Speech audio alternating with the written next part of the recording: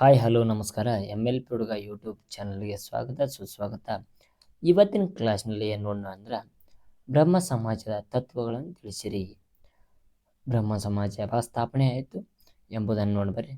1828ರಲ್ಲಿ August 20ರಂದು Raja Ram Mohan Roy ಅವರು ಕೋಲ್ಕತ್ತಾದಲ್ಲಿ ಬ್ರಹ್ಮ ಸಮಾಜವನ್ನು ಸ್ಥಾಪಿಸಿದ್ದರು. ಅದು 1814ರಲ್ಲಿ ಅವರೇ ಸ್ಥಾಪಿಸಿದ ಆತ್ಮೀಯ ಸಭಾದಿಂದ ವಿಸ್ತೃತ ರೂಪ ಪಡೆದಿತ್ತು.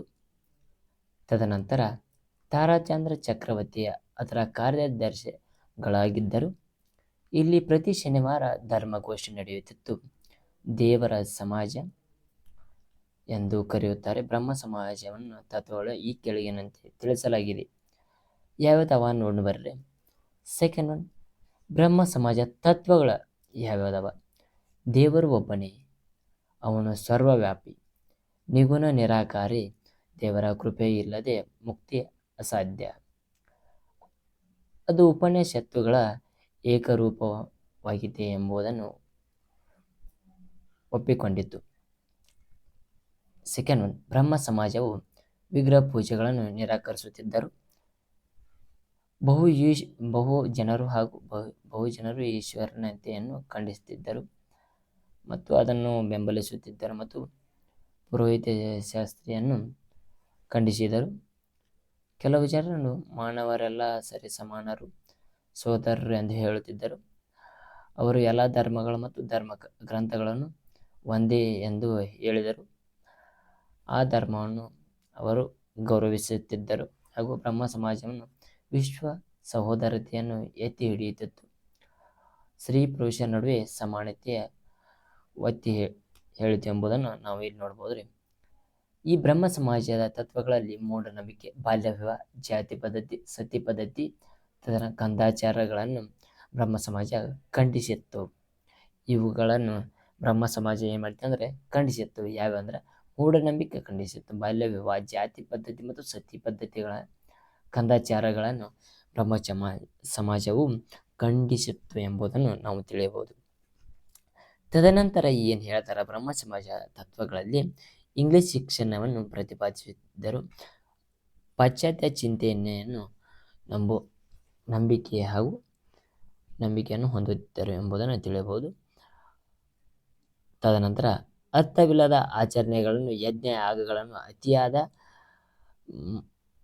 ಮಾಟಾಚಾರವನ್ನು ಖಂಡನೆಯನ್ನು ಮಾಡುತ್ತಿದ್ದಾರೆ ಎಂಬುದನ್ನು ತಿಳಿಸಬಹುದು. ಪುರಾತನ ಭಾರತೀಯ ಸಂಸ್ಕೃತ ಪುರಾತತ್ವದಲ್ಲಿ ನಂಬಿಕೆ ವ್ಯಕ್ತಪಡಿಸಿತ್ತು. ತದನಂತರ ಬ್ರಹ್ಮ ಸಮಾಜದಲ್ಲಿ ಏನೇನು ಬರ್ತಾವೆ ಒಡಕುಗಳು ಎಂಬುದನ್ನು ನೋಡಬರ್ರಿ. ರಾಯರ ಮರಣದ ನಂತರ ಬ್ರಹ್ಮ ಸಮಾಜವು ತಬ್ಬಲಿಯಾಯಿತು ಎಂಬುದನ್ನು ನಾವು ನೋಡ್ಬೋದು. ಅದರಲ್ಲಿ 1842ರಲ್ಲಿ ರವೀಂದ್ರನಾಥ್ ಟ್ಯಾಗೂರರು ತಂದೆ ಹಾಗೂ ದ್ವಾರಕಾನಾಥ ಟ್ಯಾಗೂರರು ಮಗನಾದ ದೇವೇಂದ್ರನಾಥ ಟ್ಯಾಗೂರ್ ಅವರ ಬ್ರಹ್ಮ ಸಮಾಜವನ್ನು ಸೇರಿ ಅದಕ್ಕೆ ಹೊಸ ಚೈತನ್ಯ ಕೊಟ್ಟಿದ್ದರು. 1857ರಲ್ಲಿ ಕೇಶವಚಂದ್ರ ಸೇನೆ ಅವರು ಬ್ರಹ್ಮ ಸಮಾಜವನ್ನು ಇವರಿಬ್ಬರ ಭಿನ್ನಾಭಿಪ್ರಾಯದಿಂದ ಅದರಲ್ಲಿ ಒಡಕು ಉಂಟಾಗಿ ಇಬ್ಬಾಗವಾಯಿತು. ಅವುಗಳೆಂದರೆ ಫಸ್ಟ್ ಒನ್, ಭಾರತೀಯ ಸಮಾಜ. ಕೇಶವಚಂದ್ರ ಸೇನರ ಭಾರತೀಯ ಬ್ರಹ್ಮ ಸಮಾಜದ ನಾಯಕರಾದರು. ಇದರ ಜನಪ್ರಿಯತೆಗಾಗಿ ಕ್ರೈಸ್ತ ಧರ್ಮದಲ್ಲಿ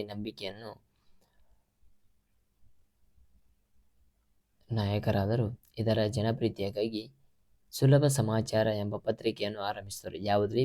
ಸುಲಭ ಸಮಾಚಾರ ಎಂಬ ಪತ್ರಿಕೆಯನ್ನು ಆರಂಭಿಸಿದರು.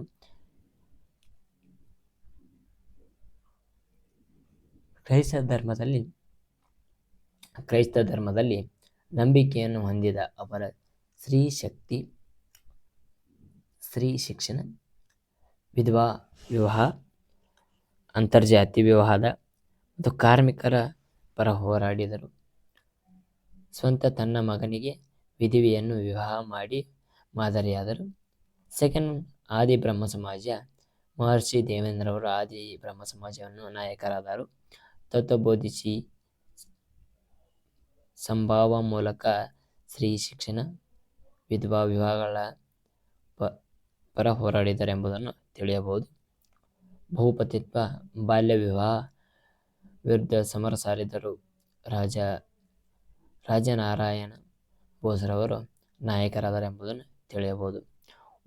ಉಪಸಂಹಾರ: ಒಟ್ಟಾರೆಯಾಗಿ ಬ್ರಹ್ಮ ಸಮಾಜ ಏನು ಹೇಳ್ತೈತೆ ಅಂದ್ರೆ, ಬ್ರಹ್ಮ ಸಮಾಜವು ಎಲ್ಲ ಧರ್ಮಗಳನ್ನು ನಂಬುತ್ತಿರೋ ಆಚರಣೆ ಆಡಂಬರಗಳನ್ನು ಮಾಡ್ತಿದ್ದರು.